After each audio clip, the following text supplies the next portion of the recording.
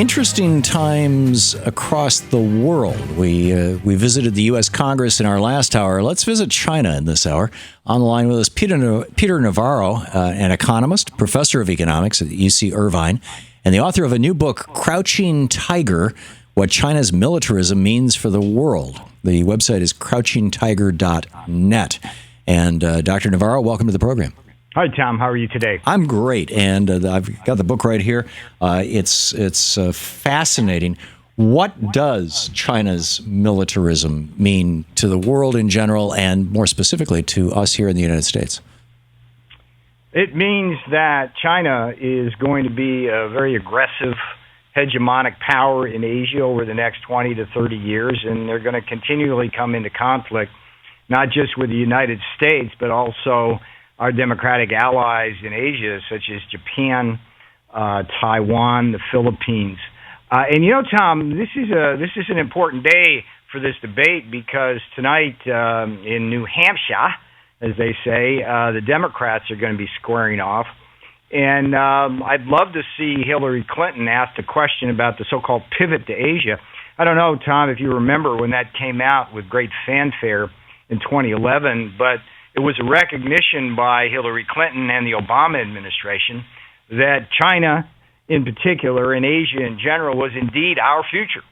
The Clinton pivot, as it was called, was the idea that we would move 60% of our ships and forces to Asia in recognition of the importance of Asia for markets and for strategy. And it's very interesting as we've gone through the last 4 years and our Navy has continued to plummet in size of ships, we're going to have 60% of the ships over there at some point, but we're actually going to have fewer numbers of ships, Tom, because our fleet is shrinking. And so this is the backdrop for this question you ask is, why should Americans care about Asia? It's our future economic growth, and we also have to worry about crazies like North Korea lobbing missiles at us from Asia. Remember, it's the tracking stations in Australia, Japan, South Korea that are going to be our first line of defense against a Chinese or North Korean attack. Right.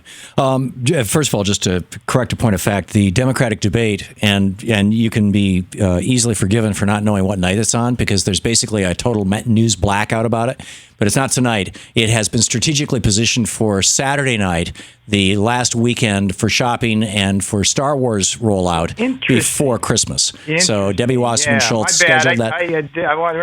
Okay. She scheduled that debate where nobody would see it. It's like as we shop for Christmas and for Hanukkah and for the holidays. Just remember, every time you buy a made-in-China product, you're helping China build a new missile to sink one of our aircraft carriers. Isn't it? Am I being too futuristic or whatever to think that if the United States ever fights a war with China or anybody else, I mean, Russia shares a huge border with China too, and in some places they have concurrent interests, and in many places they have differentiated interests or conflicting interests. That particularly given that we cannot make many of our military weapons without Chinese parts. The Chinese are so competent on the internet. So much of our public infrastructure, and for that matter, our corporate infrastructure, has been compromised by Chinese hackers. That a war with China, instead of looking like them shooting a missile and taking out an aircraft carrier, might instead be that all of a sudden New York City just goes dark.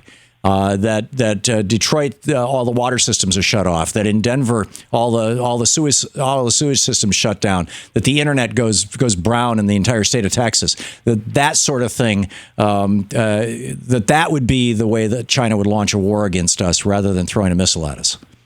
Yeah, that's a great observation, Tom. And there's a couple of things to say about this. There's a couple of chapters in Crouching Tiger about it. There's a doctrine that China practices called Unrestricted Warfare. It's well published. It's well been publicized in the Chinese press. And it is precisely the idea that instead of just hitting aircraft carriers or forward bases in Asia, they would go after our electricity grid or our subway system. Or take down the FAA so that no airplanes can fly. Yeah, exactly. Suddenly there's no air traffic controllers because they can't communicate with each other. Now, let me give you a little twist on that, too, because it actually works in a military environment as well. One of the experts I interviewed from the U.S.-China Commission talked about how if China could gain control of our reconnaissance and control of our ships and planes in Asia during a conflict, they could send an aircraft carrier in the wrong direction. They could take an F-35 heading for the Straits of Taiwan, shut off its engine. They could take our supply depots and redirect supplies.